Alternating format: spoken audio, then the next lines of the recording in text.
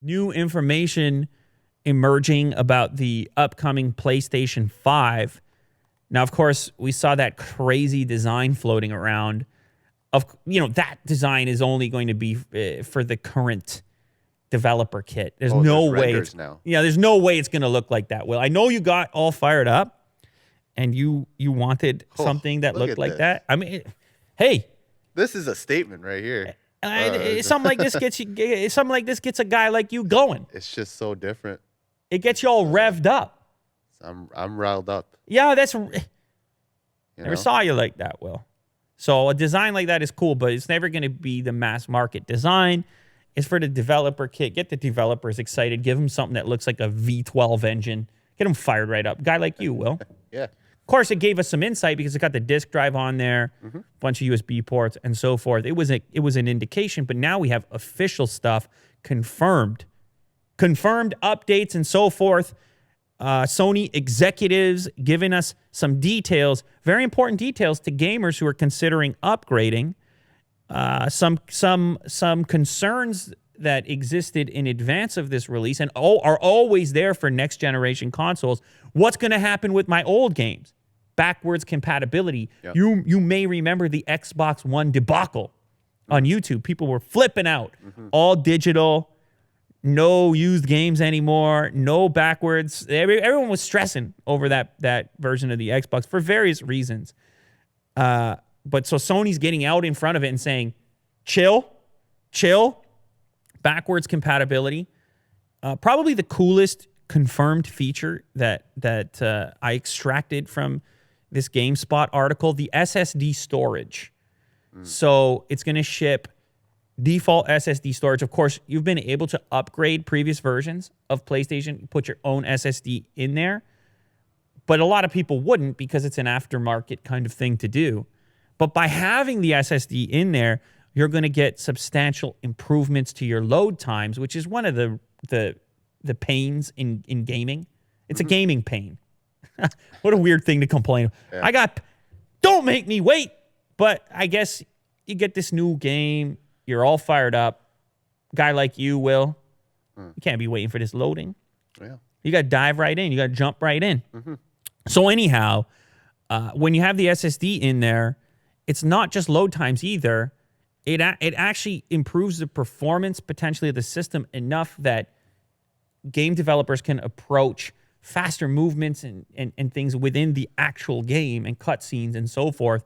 It just improved the overall performance, just like on your computer, right? And SSDs were a huge upgrade to laptops and the feeling of snappiness in general. So you'd assume thered be a wide variety of improvements to your console also having an SSD. They showed off some load times, in fact.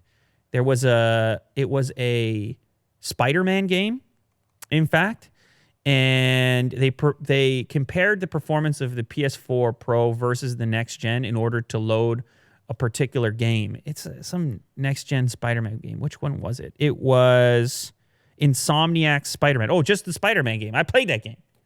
Remember that, Will? Yeah. I played that game I played it in general, but I played it in the Origin video when we had the computer with all the consoles built into it.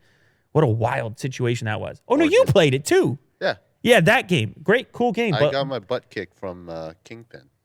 You probably deserved it. Yeah, he was tough. Anyhow, that game takes a while to load, and they were able to get the load screen down to less than a second on the PS5 development kit compared to 15 seconds on the PS4 Pro. So speed is good in this department. Nobody's going to complain about that. Of course, there's other benefits to SSDs, no moving parts, and so forth. Some other specs, the console will support 8K gameplay. That's pretty wild. Or 4K 120 hertz. Those are some wild specs from a horsepower perspective. It will also maintain a disk drive. They will not be going diskless, even though, of course, that's always a rumor with any next-generation console. Maybe they're just going to move on completely from discs and go all digital. You had the Xbox One S all-digital edition, for example. I think in one of the details, it said that using a disc, you can actually install certain types of gameplay onto the SSD. So if you want to choose multiplayer to load faster, you would install only multiplayer and single player and so forth. You know what I mean? Willie do. That's what I read. What would we do without you? Yeah. This is I not a mean, show. I think load times are really annoying, you know? And Yeah. if you can just I mean, we mitigate gotta that, we gotta have it's a you in big here for plus. that point of view. Yeah, those little details. The Little, nuance. yeah, that's right. Just keep the thing in check. Keep it on the rails. It's a beautiful thing. Yeah. So anyhow, PS5, it's gonna come out in 2020. So we have the date as well. Probably in the fall, you're guessing? Fall 2020. You're going to get a new PlayStation, a new Xbox. You're going to get extra horsepower, which is what you're looking for. You're going to get backwards compatibility, which is also what you're going to be looking for. It's also going to work with PSVR, so you still get the VR stuff going on. It's going to be more energy efficient. The controller is also going to see some pretty cool stuff. They're going to move away from the rumble situation that currently exists and towards haptic feedback, which gives a lot more control over the way that the vibration feels. The example given here is like crashing into a wall will feel different than gunfire, something like this. Yeah, like holding a bow and like, you know, releasing it is different from like firing a trigger of, you know, a weapon. That's right. Yeah. It's going to have a different type More of feel to it. They're saying that they're going to have adaptive triggers incorporated into the L2R2. Developers can program the resistance of the triggers so you feel a tactile sensation for accelerating and drawing a bow, and like you said. So it's actually both. There's the adaptive triggers and there's the new haptic in place of rumble technology. So it's going to have a lot more feel to it.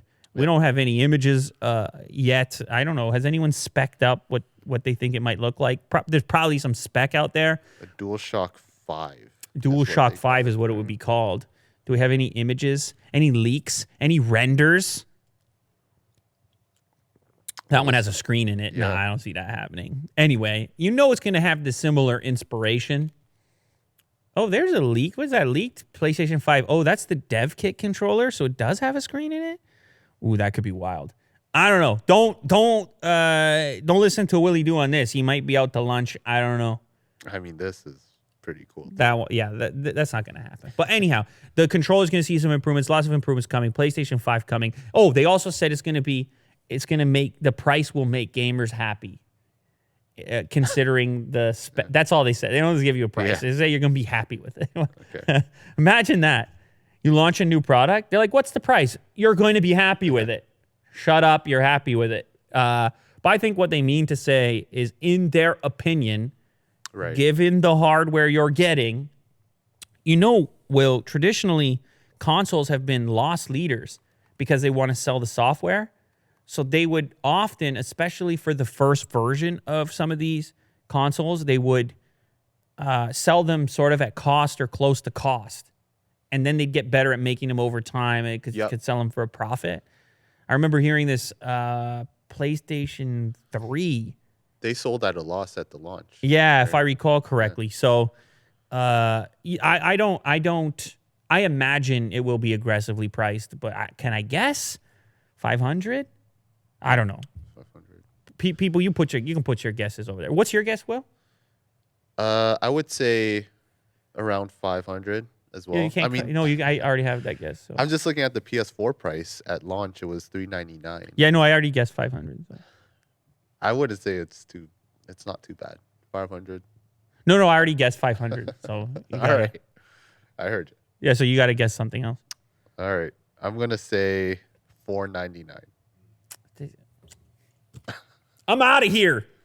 Jeez.